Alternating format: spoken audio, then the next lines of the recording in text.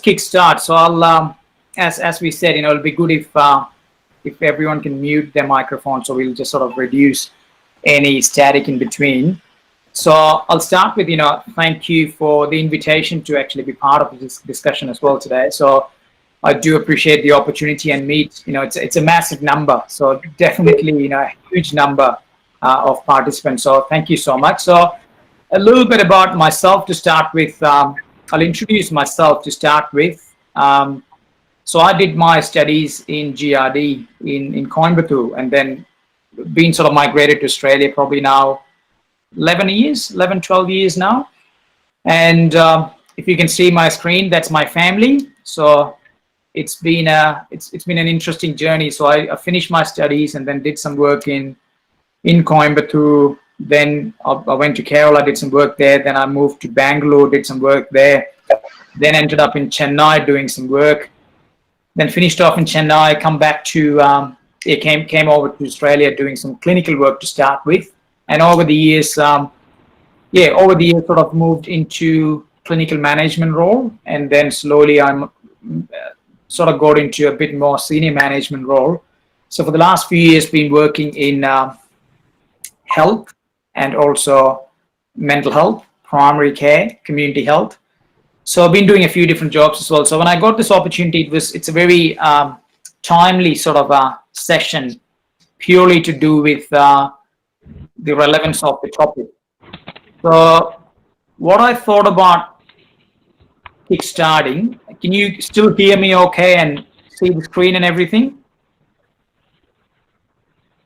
Yes, sir. Yes, sir. Yes, sir. That's great. So the learning versus experience. So since moving to Australia, I think there's a lot of experience I've had, and it's in my discussions with Nantini ma'am, I was talking, the experience I had was very different to the experience I had in India. And then I think about the learning of it, because the experience become a learning only if you learn from your experience. So there's a lot of that learning as well, which happened in my work profession as well. And one of the important things also I learned was about the evidence behind what we do. So, anything in the context of well-being, anything in the context of stress management, self-help, it's very important to make sure that we do have some clear evidence behind what we're doing. And then before I start the session as well, the reality of how everyone manage the mental health side of things and well-being is very different as well. So there's no one rule, because how I manage my mental health being is very different to how someone else will manage it as well. And it's also the footnote I've got here is, doing your best, and your best is different every day. So we all do our best, but just being mindful that our best is going to be different every day as well. So what I can do best today, I may not be able to do exactly the same tomorrow. So it's just being mindful about it. And another thing I also thought I'll highlight is during the course of the session, you can see I've put some pictures on my screen. And these are some of the pictures I do as part of my well-being. So if you can see a couple of birds at the bottom of my screen, they're the sort of things I like to do. I go and do some bird watching, take some pictures. So any pictures you might see on my screen, all of them or most of them are things I do as part of my well-being. So just some discussion points would be the self-awareness. So when we talk about well-being side of things for anyone, so that's professional and personal, the first thing I always say is it's about the awareness we have. So how much do you know yourself? How much do you know how you're coping? How much do you know that you're going okay or you're not going okay? So that's the first step. So if you're more self-aware, that's the first step, because if you're not aware of things, then you're not able to do anything at all. So the first point to be mindful of when it comes to, stress management, well-being, is get yourself to being more familiar with yourself. So that's physically, mentally, emotionally, spiritually, know who you are and make yourself aware of it. And the second part's about the planning side of it. So if you plan things, it's much more, it's less surprises in that space. If you know that this is what's happening, this is what I'm going to do, this is how I will respond if it's not working, then you're much more in a position to respond to any stress. And the other side of things is about a supportive space. So looking into who is your support. So if you take your workspace and your personal space, what sort of supports do we have? So in Australia, we have a saying, we say, what you do outside of work is what keeps you at work. So thinking about, what are the support system you have outside of work? So it could be friends, family, anything. And how do you use that as a support system for you? So that sort of contributes into your mental health and mental health well-being. And how do we look at things? So the biggest thing is the perception you may have at things. So you can't control what happens around you. So you can't control the stress around you all the time, but you can control how do you respond to it. So it's always thinking about you as a person, how do you sort of respond to it is one important thing. Another factor which I thought is how do we work off stress? So if you're really stressed and if you're really not coping with a whole lot of stuff in a personal life and professional life, how do you sort of let it go? How do you sort of relax out of that? And some of the things are related to some of the healthy habits you may have. So do you do any exercise every day? Do you get some good sleep? But do you eat healthy? So there's a whole lot of those things you need to think about your relaxing and healthy habits. Talking itself, a lot of studies shows that 76 to 78% of human interaction or human conversations is relating back to our own well-being. So there's only less than 6% of conversations are contributing to new innovations. So thinking about who do you talk to, and the people you talk to, are there people who would put some positivity into it, or are there people who are going to drain you? So thinking about your conversations with others and who they are and how do you engage in those conversations. I call it as an art of breathing room. So what's your breathing room? So when you get stressed, do you go into a space where you enjoy? So for example, again, on the screen, I've got a picture. That's a lake near my home. So usually for me after work, if it's a good day, I like to go for a walk and I like to look at the sunset. For me, that's my breathing room. So I feel like that's a way you can relax. You get some fresh air, and looking at the sunset, you feel much better about it, and you just sort of come back home and you start it again. So thinking about a breathing room you can create yourself, and whatever that might be, expressing your concern. So if you're not happy with things, then make sure that you express it. So if you got colleagues, and if you got a manager, if you got a head of the department, talk to them and say, hey, these are some of the concerns I've got. Is there anything I can do or anything anyone can support to get through that sort of process as well? And the last bit I've put here is also about the networking. So professionally, personally, the more network you got, and when I say that, I'm always mindful, it's not about the number of network, it's about the quality of network. So you could have just 5 people in your network, or you could have 500, but if you got quality 5 people or 1 person, that's a good network, versus you could have 500, and if none of it's all working, then it's just numbers and it's not going to really help in many contexts as well. Can you see the screen now, the picture you're looking at? Yes, sir. Yeah, so that's, I just sort of used it. So this was my office 2 years before when I came to work in Christmas time.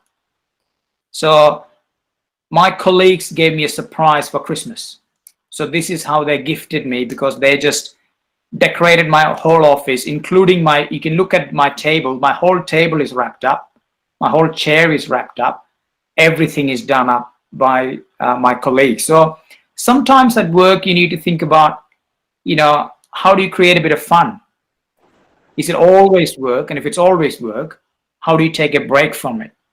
So if you look at universities and stuff, you're looking at small departments you work in, any occasions like this, think about how do you put a bit of fun into it? How do you have a bit of laugh? How do you surprise a colleague? And, so for me, when I walked into my office that day, I was very happy to see, a couple of my colleagues have gone to the length of decorating the room. And so we got a system called Secret Santa. So secretly a Santa will come and just do up your office, but you don't know who does it. So think about creative ways maybe you could, break down the stress at work. A creative ways you could have a bit of laugh. A creative way you can do things together, but not work, something other than work you can do as well. So it could be an activity. It could be even, a group sport you do, anything. So think about something of that nature which you can do as well. And I'm just sort of, and this is a bit of a reflection. And while I actually talk through this, I would encourage everyone to think about it while I go through these dot points. So just reflect yourself, and you don't have to share with anyone, but reflect yourself in the context of healthy and unhealthy work. So if you think about a workspace and whichever workplace you work in, what's healthy and what's unhealthy. So what I've got on my screen here is what I always recommend as a healthy workspace. So is it a collaborative conflict resolution space? Do you come together to deal with the conflict? So that's how a functional healthy workspace look at. Do you focus on issues and not people? Because if you're looking at a workspace and if you got some challenges, there's no point we trying to focus on people, because then it becomes too personal. But do we look at the issue and try to tackle the issue? Respectful and non-threatening communication. So do we respect everyone when we do it? Do we understand that everyone has challenges? So respect is a big thing. And irrelevant to people's experience, irrelevant to the background they come from, can we respect them for who they are as a human? And can we really look at the real problems? Is there a space where you can have new ideas and create that confidence within your workforce, where someone who's been innovative and coming up with new ideas is always been welcomed and appreciated? So thinking about, as leaders in most of your jobs, how do you create that space where there's new ideas and be innovative about it? So that means, we're leading more, thinking outside of what is normal. Do you have a system in your workspace where you check motivation levels? So do you have a manager? Do you have a head of the department or anyone who check in with, how are things going? How are you going? So these are some of the other things to consider. Clear guidelines and expectations. So is people clear about what are we doing today? What need to be done? What are the priorities? What need to be done before something need to happen? So just being clear about the progressive stages involved in it. And cohesive group opportunities. So what opportunities do we have to work as a group? And this is very important even in the current COVID-19 situation, because in my current role, I do a senior management role. So how I manage my staff is very different before COVID-19 and after COVID-19, because most of my staff now work from home. So how I manage, how do I support them? How do I supervise them? How do I provide the right level of resources to them? But also, how do I keep them accountable? So that's going to be a really big challenge in the current climate. So how do I create a cohesive group opportunities in the current climate is another thing to consider. So these are some of the things you would see in a healthy workplace, because we can't get any outcome by ourselves. We always need people to work with. And then the biggest thing is, how do we sustain the reason for things to continue? So doing one thing is okay, but doing something and then able to sustain it is another thing. That's another step. So it's always good to have an initiative and innovative work, but if we can't sustain it, then that sort of dies by the end of whoever sort of initiated that work as well. So think about how do we sustain the reason for things to continue as well. So and what I'm thinking is, like, I'll go through my slides, and then probably I can come back on the screen and we can have a bit of a reflection on it, and I'm happy to sort of take some of the questions as well. Can you, I'm sure you can see my screen. So that's another well-being thing I do. I like to do a bit of swimming, and I go to places where I can camp or hike or all those sort of stuff. So that's, I'm sure you guys have heard about Great Barrier Reef, and that's part of the Great Barrier Reef, where, so again, connecting with the nature, and that's another thing you can think. And one thing really to very, very mindful, and I'm just sort of saying this, if anyone is really making notes of today's discussion, one thing I would like to highlight and to be clear about is, when you talk about any well-being and self-care, it refers to activities and things that we deliberately choose to engage. I'm hoping, am I making it clear? So it's about, so a lot of people say, oh geez, I'm so busy, I couldn't do this, or I can't go and play a sport, or I'm so busy that I can't have time for my family, I'm so busy I couldn't eat healthy. Well, that's part of the reason why you should do it, because everyone's busy. So it's anything we talk about well-being and stress management, these are practices we deliberately choose to engage on an ongoing basis. So it's not a one-off thing. So it's something you do all the time, and it becomes part of your life. So just being mindful that it's not a one-off thing you're going to do. Riding solo or in a group. So, and this is probably a question I thought I'll put to everyone in the group. If you have heard the great famous saying, if you want to get somewhere quick, ride solo. You'll get there quick because you don't have anyone else with you. But if you want to go somewhere long, then go in a group, because the chances of you surviving is more. So think about, if you're thinking about a workspace in your office, is your objective to get there quick, or is your objective to have a peaceful space where you travel together? So think about, riding solo has its own advantage, but then working in a group will take you longer. And that's very basic within the human behavior as well. So, and self and the dog you train, and what comes before action. So, and this is something I'm just gonna park it as well. If you think about any actions we have, so, and I'm happy to come back to it later when we finish the presentation and have a bit of discussion as well. I always think the happiness we have, the friendships we got, everything is like a dog. So if anyone in this group have a dog and they love a dog, think about a dog you have which is well trained, and think about a dog you have which is not trained. So if you got a dog which is well trained and you go for a walk with that dog, that's a great experience. And it's a great experience because the dog walks beside you and you don't have to really control the dog too much. But if you go for a walk with the dog which you haven't trained, the dog's going to run everywhere. So you will have to keep pulling the dog.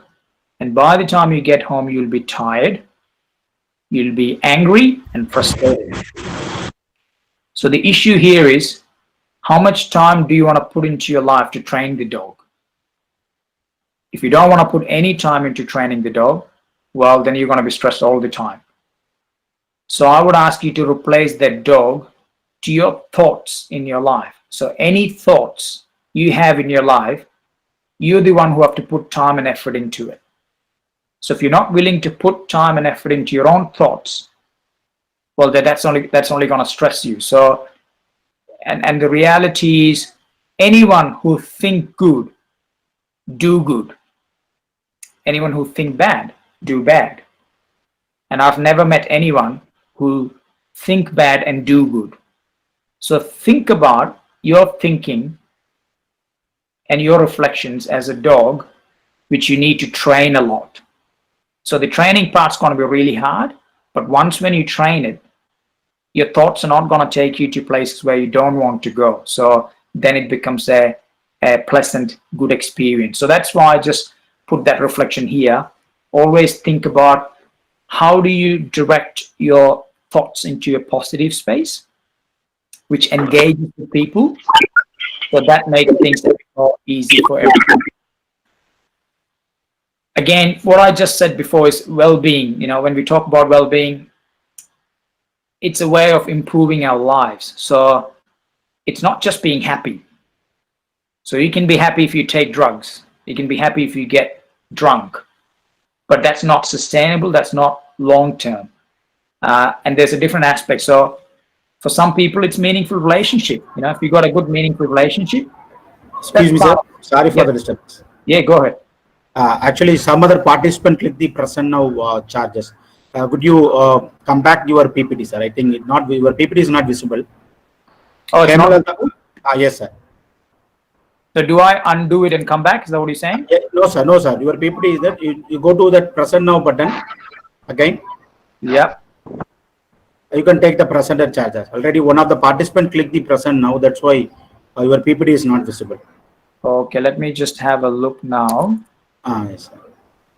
So participant, kindly do not click the present now buttons. Hemalata ma'am, kindly off your share screen. Hemalata Albert.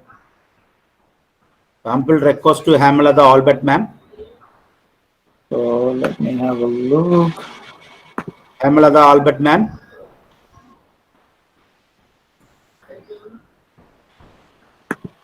I'll stop screen sharing. You can start. Resume presenting. Yes, sir. Share now. That visible now? I'll bring it yes, up. sir. Yes, sir. You are come back, sir. Your screen is come back. Perfect. So can you see it now? Yes, sir. You make it into full screen, sir. Full screen, yeah. Is that good? Yes, sir. Good. Really good, sir. Perfect. Yes, so look, and I think, it's again coming back to that well-being as a way of improving our lives. So some people, some good meaningful relationship. So that's friendships, people who you may play sports with, your family member, that's your support network. Some people, it's about the resilience they bring and they use their own strengths. So it's about any experience you've had and learnings out of it. And the part of the well-being is also about seeing the bigger picture. So if you think about a professional life and a personal life, we all have a job to do. So, I have a job in my work to review and advise and critique and manage. And my colleagues have another job. My staff have another job. So rather than being focused on just my job, think about the bigger picture. So how do I sit with my role and how do I influence other people and other colleagues and family of mine? Enjoying what's good about the challenges. So if you have a challenge, as we always know, there's an opportunity in it. So think about it as, okay, what's good about this challenge and what opportunity am I seeing in that challenge as well is another thing to think about. So this is all the way how we start thinking about thinking about our well-being. And there's a lot of research being done in Australia, especially by Beyond Blue and Black Dog Institutes, about proving times again and again, if you have a good sense of well-being, that's what clearly correlates to good mental health. So if you think you don't have enough of it, so start thinking about how do I extend those areas in my life, building the social support. Think about your social supports, and as I said before, it's not about the quantity of it, it's about good quality. So if you only got 2 good friends, that's good. So you have a responsibility to be available for them and they have a responsibility to support you and be available for you. And also think about the personal the personal life and the professional life. It's interconnected as well. So what happens at work and home, it's interconnected. So what do you do, what stress you have at home, it will transfer across in some extent to what's at work. And what stress you have at work, it will come across in many contexts to home as well. So how do you separate it? And as I said before, the big catchphrase here is the self-awareness. So if you know that that's happening, and if you know that it's challenging, try to find systems to reduce that level of stress, because otherwise that's going to contribute into a whole lot of other issues as well. So positive emotion. So this picture again I've got in the screen is another side of the lake where I go to walk, and I feel like it's very relating to life in some ways. You can see the path in front of you, but you sometimes don't know what's ahead of it. So positive emotion is a good thing. So thinking about how do you create feeling of pleasure, happiness, comfort, satisfaction, and happiness is within yourself. So you can't be, so how I say happiness is, you could imagine you drive a car, or imagine you want to drive a car and it's your car, but you gave your car's key to a friend, and the friend took the car and he or she left with your car, and you stand there and say, oh geez, I'm not happy because they took my car. So you need to understand, if you need to drive that car, you need to have the keys with you.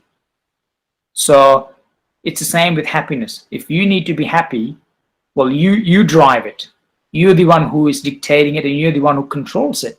You can't give the keys of your happiness to what someone says to you. You can't give your keys of happiness to what someone think about you. So you can't give your sense of happiness based on how much work you have. You can't give the sense of happiness to how much money you make, because if you start putting your keys of happiness into those areas, well, you're never going to be happy. So think about the positive emotion. How do you create it? Engagement. And when I say engagement, it's a living and engaged life. So being absorbed and connected to activities which gives you more interest in life. So when you feel you lost your track on things, then you actually got something to reconnect to and find more meaning in that space as well. Relationship. So you've visited it before. It's about that connection to other people, and relationships give us support. So if you, any human behaviors you read and understand, what you would see is the connections and relationship is a big part of our support system. So the positive relationships have been found to have a good influence. So Excuse me, Johnson sir. yeah, sure. Again, the PPT is not possible, sir. Again, you go for a present. Do it again. Hemalata ma'am.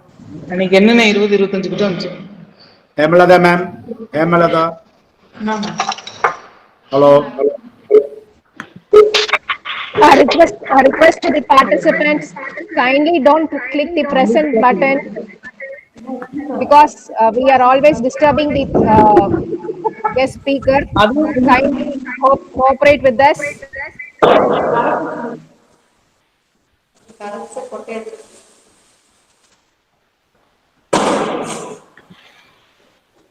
You can see it now. Yes, sir. Yes, sir. right. Yes, sir. Go full screen again. Perfect. So again, so the well-being, the relationship part, meaning, the being part of something. So think about what else are you being part of. So working towards something that's much more than the small short-term goals, purely pursuing. So when it comes to well-being, the biggest thing to understand is life's much bigger than what we think, but at the same time, we shouldn't be purely pursuing material wealth or the political side of things, but think about what areas do I have some passion in? Do I volunteer in some areas where I have a real interest in helping? So think about other areas where you can relate and find meaning in. Accomplishment. So, it's a big thing for a lot of human beings. I need to accomplish something. So pursuing success, achievement, and mastery of things. But keep in mind, it needs to be in your own sake. So don't start comparing yourself to, oh, I want to get there because someone else is there. So if you start comparing yourself to someone else's accomplishment, then you could be in a big strife, really, because, as I said before, everyone's different and everyone's capacity is different and everyone's ability is different. So you need to be realistic about what's the best you can do and match your accomplishment to that. And that also gives us a bit of understanding about what can we do to improve our well-being and also finding our strengths as well. So think about those areas as something which is, something which is very important, but we need to be very mindful of as well. And this is a workplace well-being. So this is another picture I took. So one thing I learned coming to Australia was doing a bit of a surfing. So if you have anyone knows surfing, it's basically you stand on a board and you just sort of go on top of the waves. Good physical activity. So this is one of the pictures I took on the other side of that beach. So I think workplace well-being is that, because we can try everything what we can do in workplace, but there's going to be a lot of challenges and stress we have. So think about the problems we have as waves, or the water waves. So if you try to stop the waves all the time it's hitting you, you will be tired and you're going to drown yourself. So instead, see workplace problems as the waves are going to keep hitting, but you're going to learn to ride the wave. So you're trying to get on top of that board. So every time the wave comes, you're not too worried about it because you ride over the wave. So the focus is not about stopping the wave, because you can't stop the wave, neither anyone else, but the focus is about you learn to ride the wave. So some of the things in workplace, anyone in this group who is in a leadership role in your workplace, think about smart work design. So if you got a workspace, is it a comfortable workplace? And we call it as a hygienic space. Where does it have some fresh air coming through? Does it have a window where you can see outside? Does it have enough space where you can put your belongings, and you can sort of personalize it a bit? So think about smart level of work design. Building personal resilience. So if you got a workplace and if you're a new staff, or if you're trying to work with a lot of workforce new staff, think about how do you bring that personal resilience into them. So the right support, the right supervision, the right mentoring. So those sort of helps in really building them up. Building better work cultures. So again, as I said, don't just meet only for work, but create a common goal, create an activity outside of work where you can sort of understand and get to know each other. But at the same time, teach them the boundaries as well. The work boundaries and the work relationship. Increasing awareness. So again, when it talks to well-being at work, I know in Australia we got a HSR, we call it, which is the Health and Service Representative. So every department have a health and well-being person who is monitored by the government department to implement and enforce a well-being at workplace. So if the workforce doesn't maintain it in Australia, then the department management can get into big trouble, and they'll be scrutinized and will have penalties to deal with. So increase the awareness, because the more productivity you have. So one of the studies done by Beyond Blue have, a big non-government organization in Australia, have found that the money you put into any mental health well-being initiatives in a workforce have shown to increase 2.8% of productivity at work. So if people are happy, then they're happy with everything and they do great job. So creating that awareness, good support and supervision, and get in early. So if you see signs of stress, if you see signs of conflict, if you're in a leadership job, get in early and deal with it before it gets bigger. Because the bigger it gets, there's a lot of trauma introduced into that space.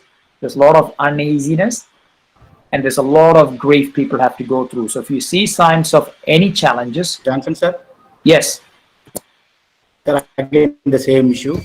that's Some fine. of the participants are interrupting. Yeah, Again, you fine. go to present your. I'll do it again. So the kind request to all the participants, please do not click the present now button. While you are clicking the button, automatically the presentation get delay. So again, all get suffer. So please don't touch the present now button. Okay. Yes, sir, now visible, sir. Yes. That's great.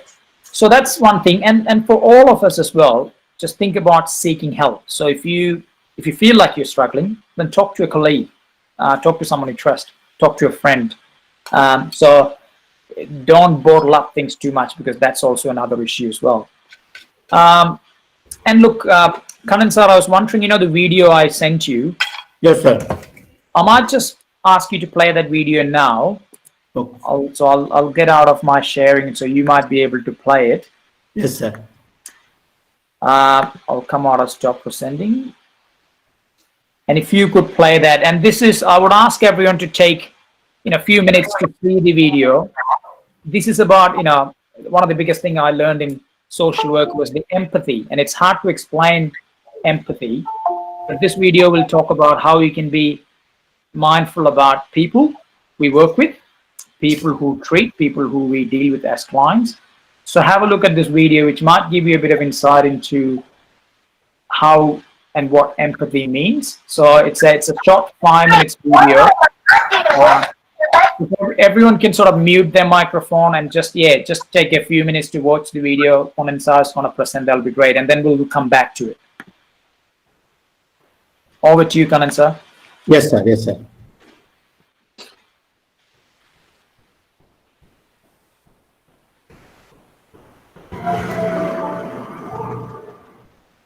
For a few seconds, I just share the screen. Yeah, sure.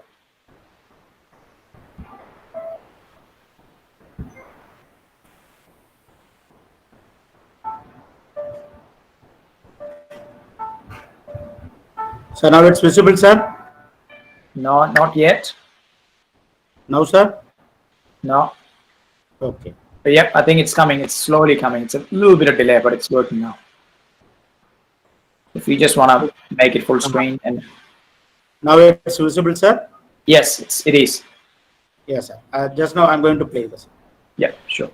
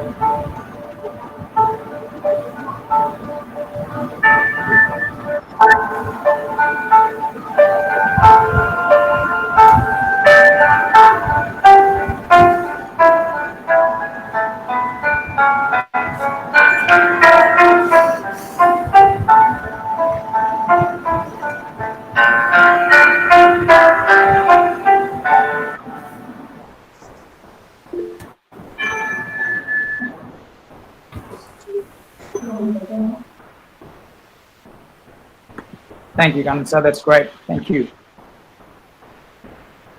Yes, sir.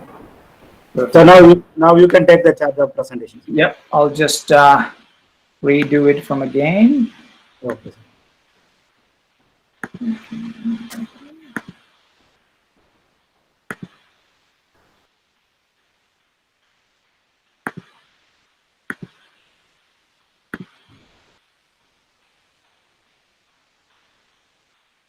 I'm assuming you can see it now.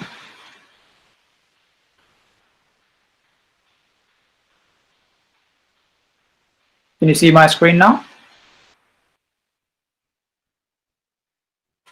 Yes, sir. Okay, perfect. Cool. So I'll just so look quickly. That was pretty much my last slide I was going to do, and what I would like to do is I'd like to probably come back to this screen on. Just mindful of the time. So if we spend, and I'm coming, so I'm happy for you to facilitate it, or Nandini ma'am. Just some sort of common discussions about a few things, and if there's any questions anyone might have as well. So I'm happy to spend the next 15 or 20 minutes just to take some questions and have a chat as well. Hello. Yes. This is Dr. Jayanti from Chennai, sir. Sure. It's an excellent presentation. I really commend your presentation. Thank you. Whatever you talked about was really excellent and good. I would like to clarify, but everybody wants to be healthy, wealthy, peaceful. Everything is acceptable. Yeah. Is it really possible to that extent, as you said? Look, and that's what I said. It's like if you ask me, hence I start about the self. So it starts with you. If we start comparing, then no, it's definitely not. If it's and again, well-being in some ways, happiness, it's defined in different ways. So if you ask me if I'm happy, I'm always happy. But if you ask me if I'm happy, if I compare myself to something, probably not. So the question is about so if I ask myself about a day-to-day routine, so this morning I spent time to do some exercise, but then I have to make sure I get up early and do it. So some of the basics are, do we eat healthy food? But then you have to eat healthy food. You might be cooking. You have to cook some healthy food. Or if you want to exercise, you have to create that time. So hence I said it's a conscious decision you're making to do and creating that space as well. So I would say it's possible. You could be 100% happy, but you make the rule. So happiness for you is purely unique to who you are, and it's not comparable to someone else. Yeah, thank you. Thank you so much. Thank you.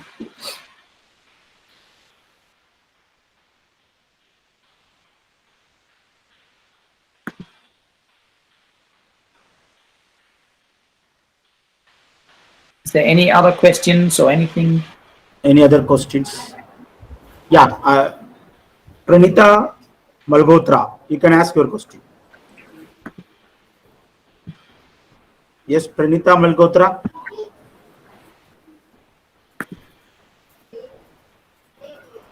In the chat box, she typed, "I have a questions." Yeah, please do throw it away. Yeah. So you have a Sir? question? You just yes, Sure. ma'am. Can I ask something? Sure. Like you said that happiness is something like a conscious effort, right? Yeah. So is it so that if we are in a state of depression and if we want that we should be happy, can it be created by our own self? So there's two elements to it. So depression, when you talk about depression is a condition. So if you are diagnosed with depression, then there's multiple factors to it. So that means you have a chemical imbalance in your body, and that might be leading to it. But there are situational factors as well. So if you think about it, you can feel depressed, you can feel down. Yes, that you can change a lot. But if you're diagnosed depressed, well, then you need more than just your own effort, because you need a doctor involved in it, you need a psychiatrist, you might need some medication. But the question is about Are you, clinically diagnosed that you're depressed? That's a different story. But if you're feeling down, we all feel down. That's normal. But then when we feel down, that's when we tap into our resources. And so I always say, if you're worried about one thing, you can't get it out of your system unless you bring something else into it. So you're thinking about how do you replace it, or how do you fill it with something which gives you that interest. So when I talk about, let's talk about physical activity. You are active because the more active you are, your body do produce serotonin, which makes you feel good. But you can choose not to do that and take antidepressants, which is artificially putting serotonin into your system. That may make you feel good, but if you're continuing to be not active, not eating healthy, not having some time to yourself and your family, well, then the medication itself can't help you. So it's thinking about what are the different things to play in that space, and then able to do that's what I would say to be mindful of. So, answer to your question would be, if you're clinically depressed, it's more than you who need to be involved. But if you're feeling down and feeling a bit low, then that's something where you can dictate and change a lot as well. Thank you so much, sir. You made it very clear.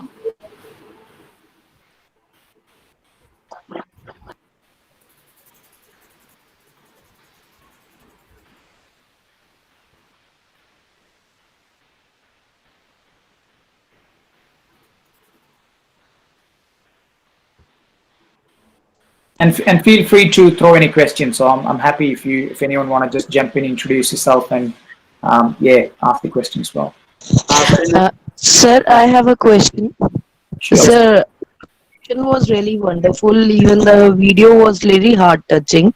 Yeah. I have a question that all of us know the thing that these are the issues, but still, when we work into a normal life, we are still into the same situations times and again.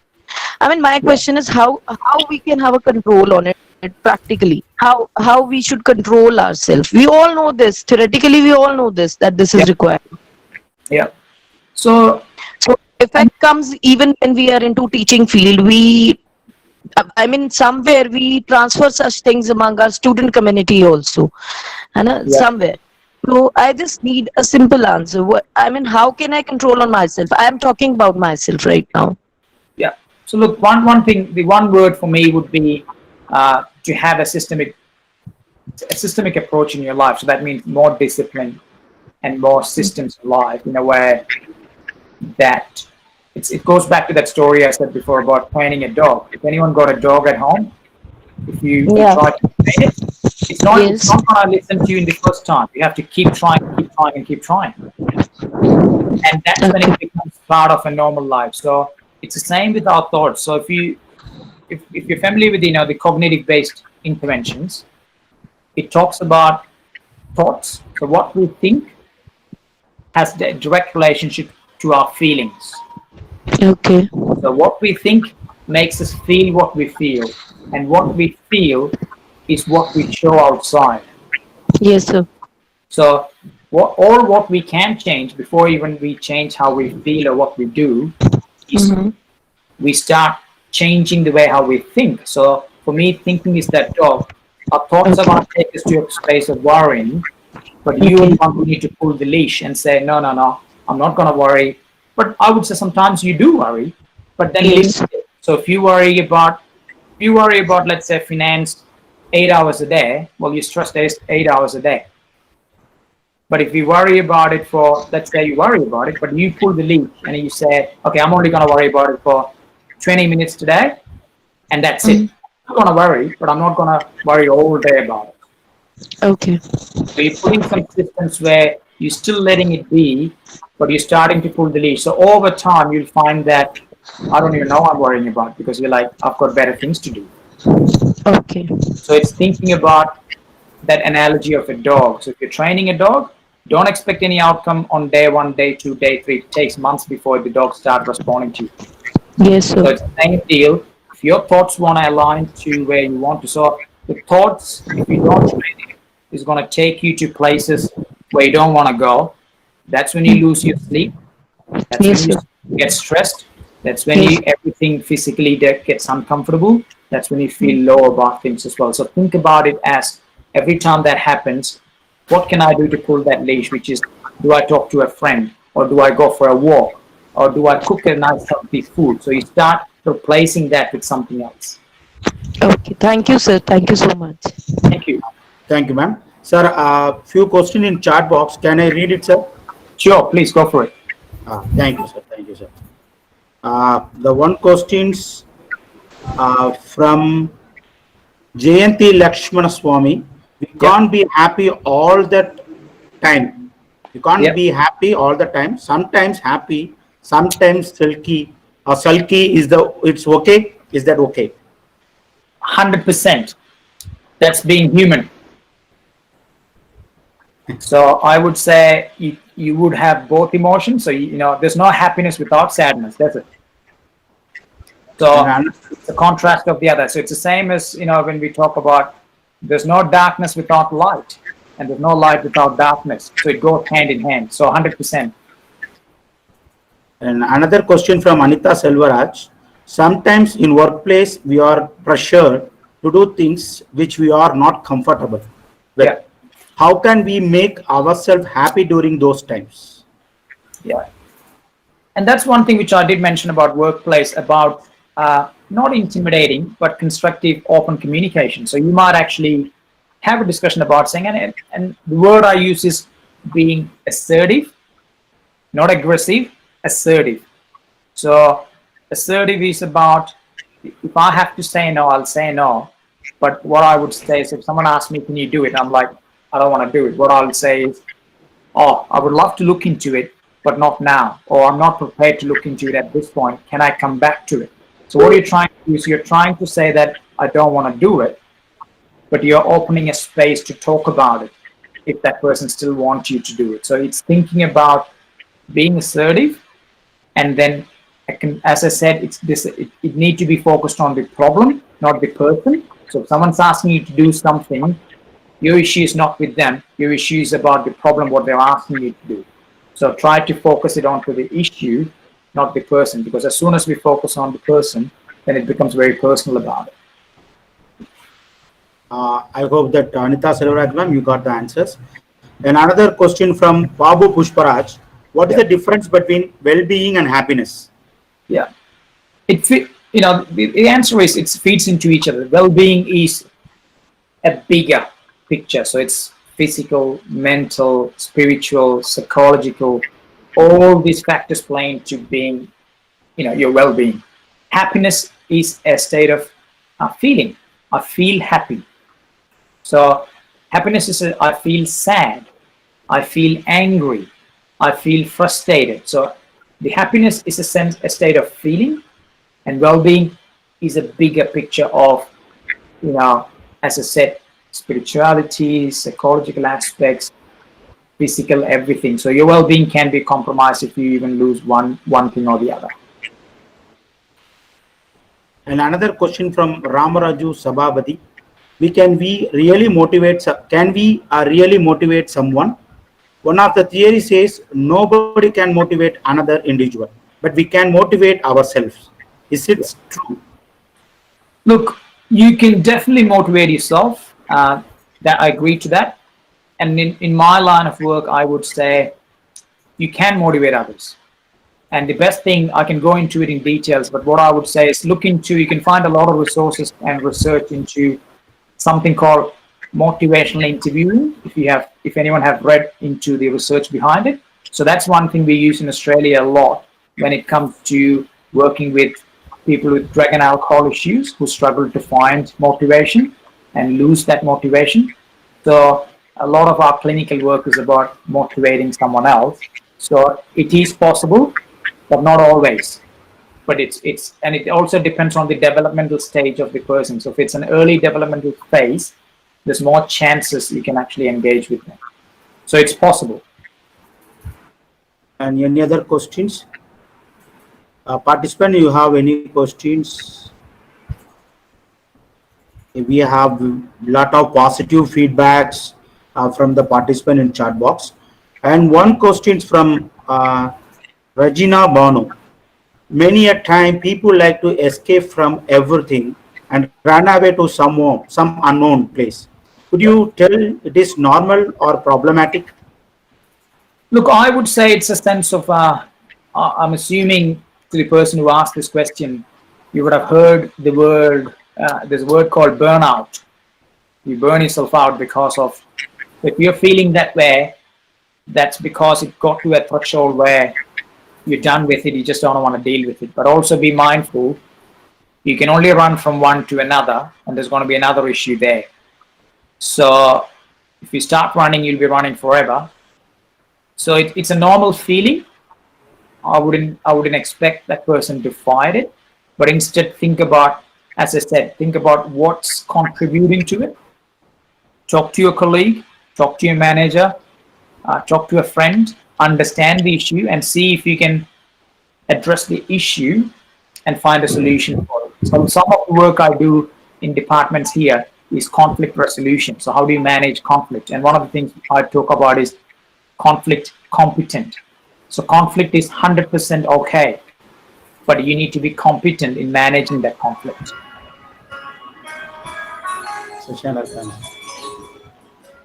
And any other questions? I think another question from same guy, what our consolation given sometimes people could not control anger or fear of being trapped in a situation. How to help one with such a person? Yeah. So anger for me is the end outcome. So I get angry because my thoughts are not good and I don't feel good. Hence I get angry. So you can't do anything about anger unless you start creating a space where you think different and you think. So as I said before, if you think good, you feel good and you do good. If you think bad, you feel bad, you do bad. So think about what can you do. And anger again is a normal state of mind, but the anger should not create any harm to anyone else. So if you're angry, so let's say if you're at home, you're frustrated with work, you come back home and you're angry because of something at work, your anger should not come out. Anger for me is you come home, you smash and you kick it. That's not good, because then you actually passed on the stress to someone else. So instead, the best thing would be you can talk to your partner or your wife and say, I'm feeling a bit angry today, or I'm frustrated about this and the other. So you create a space to talk, you create a space to find some support. Hence again, as I said, so one thing is you can do an physical activity. So a common thing again, what I do is I hit the gym. Or I might use a boxing session as a way to take my anger out. So you find alternative to release that, and then you start putting new thoughts into it as well. Okay, I hope that ma'am will get the answer. And another question, sir, from Anish Fatima. I think she asked. Okay, another question from. How to handle the children up to the age of 15 years during the COVID-19? So look, I think it's very, very different. Like I think it's very different to how we do it in Australia versus how it would be in India, because it depends on the developmental stage. I would think it's more about keep them engaged, wear them out as well. So burn the energy. So there's a saying, if you have too much free time, that's a problem. So you could think about engaging them. So I would say reduce the screen time. So if you can, give them some outdoor activity, let them go and play some sports. Give them some house chores. So give them some activity to do at home. So if you're free, you ask them to help out with some cooking, help out with them cleaning. So they're not just sitting in front of the television all the time. And again, for kids, get into a habit of healthy. So every morning, do you go for a walk with them and talk to them? Do you teach them some cooking skills? Do you teach them some basic human, well-being sort of things in the context of it? Listen to some music. So think about how to engage them. Engagement's the big thing, and you can engage them in different ways. But also, doing all this activity gives you a chance to interact with them about real life situations. So don't create a space where they're always trying to sit in front of a television and remove from the real world. Instead, do real things and talk to them about real challenges. That's what I would say in this current stage. Okay, sir. So another question from our principal ma'am. Can you give tips to balance work and family? What's that question again? Can you Give a tips to balance work and family. working time? So look, so I can reflect on myself. My government work, I work from 9 to 5. I had to try so hard for nearly 8 years to discipline myself to come out of work at 5 times. So for 5 o'clock, it took me 8 years to put a discipline that come to that time, I'm going to get out of work. And then also I had to negotiate with my boss to make sure that I only respond to any work if she thinks it's very necessary and it's urgent. So the only way she can reach me is my phone. I don't look at my email. I don't reply to my email. So you need both. So you still need to spend time with your wife or husband, kids. You still need to do things which gives you happiness. So work-life balance for me is not about compromising any commitment, but instead you're fulfilling both commitments to the best what you can.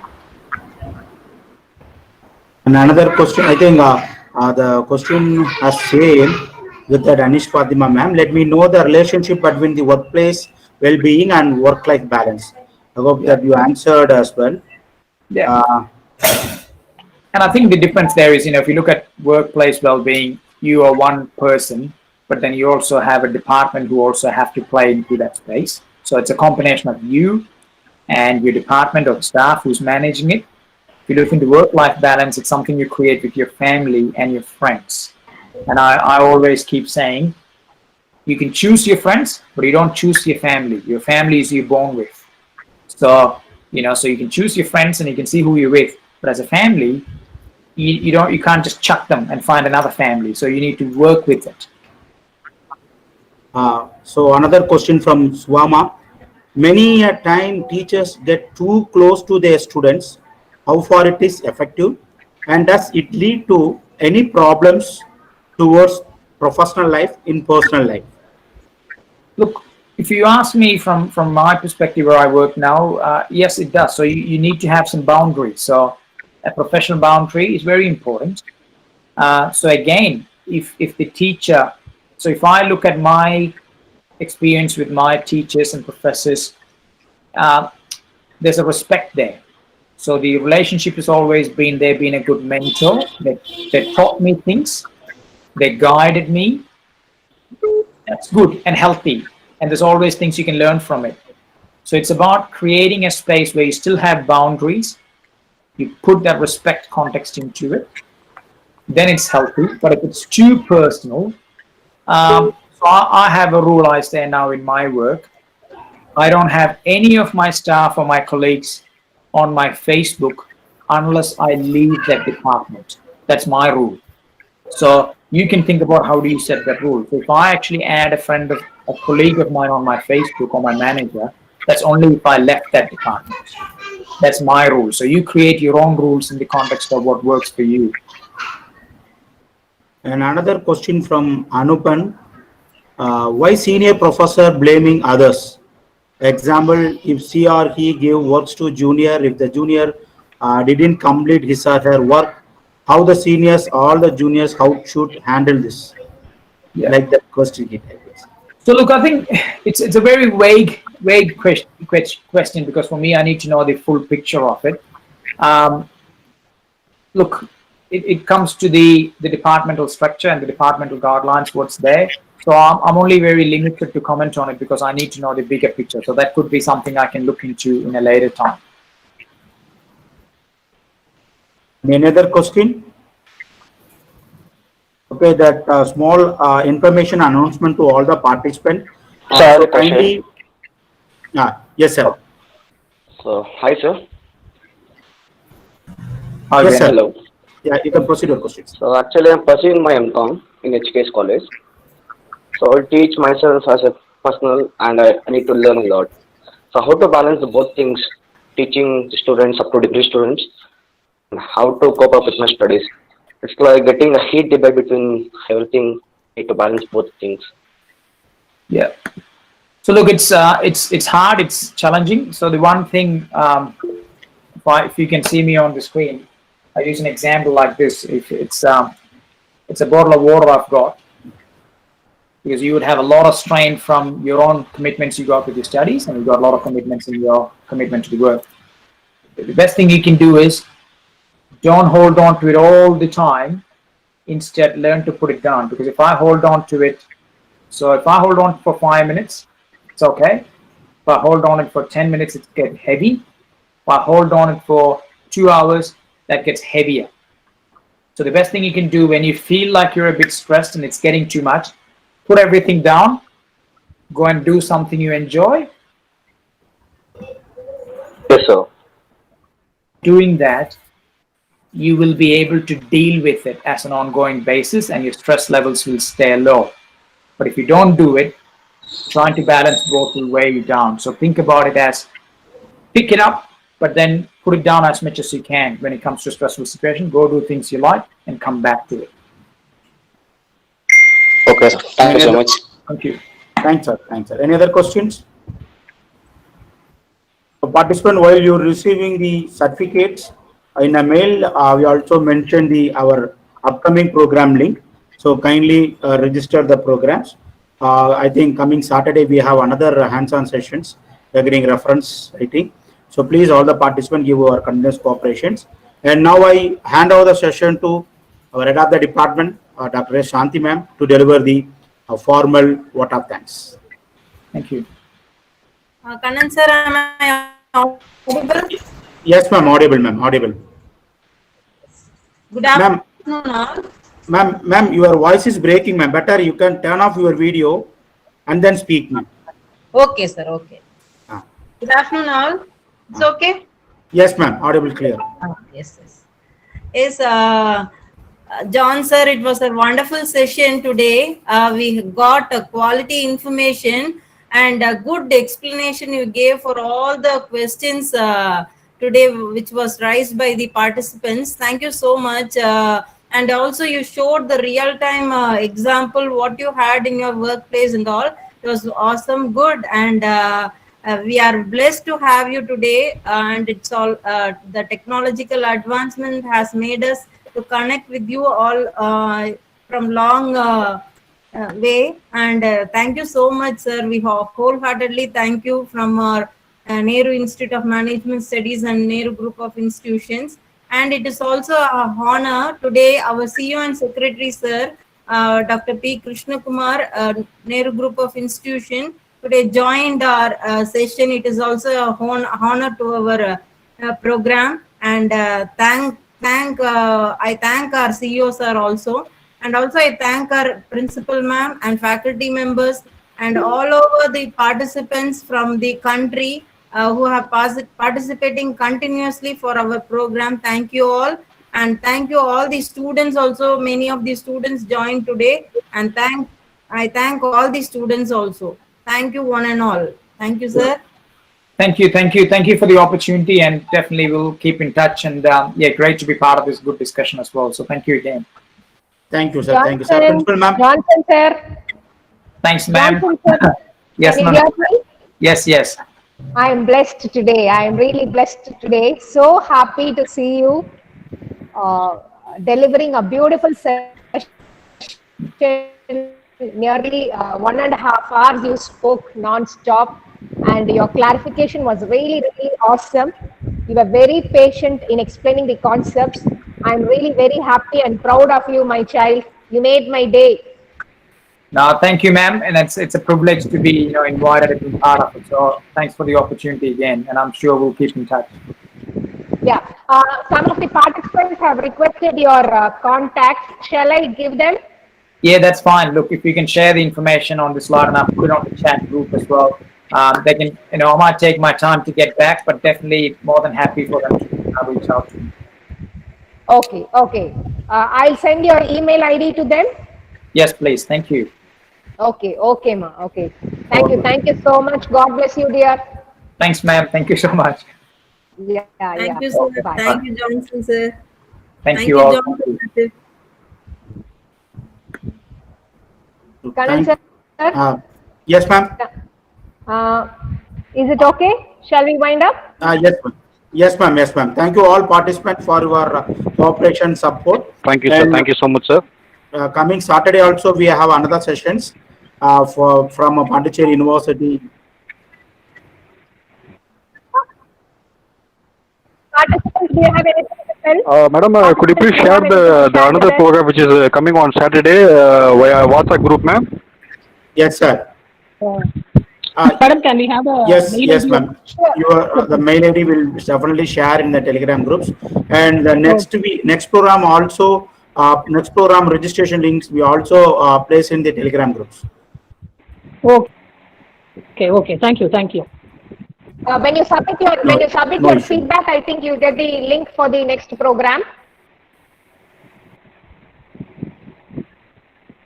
When you are receiving the certificate, that mail ID in the mail, you can have the registration link and then Telegram group link also. You can join it.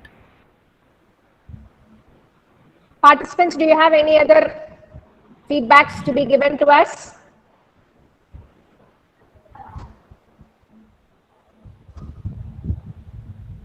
Okay. Okay, I don't think anybody is ready. Okay, Kanan. Yes, ma'am. Sure. Thank you so much. Yeah, you can Now stop I'm going to recording. stop recording. Yeah, thank you, participant. So now we are going to wind up the session. Thanks a lot for your support. Thank you, Kanan. Now you may now participant you may leave. Yes, ma'am. Thank you, Kanan. Thank you. Thank you, ma'am. Thank you, ma'am.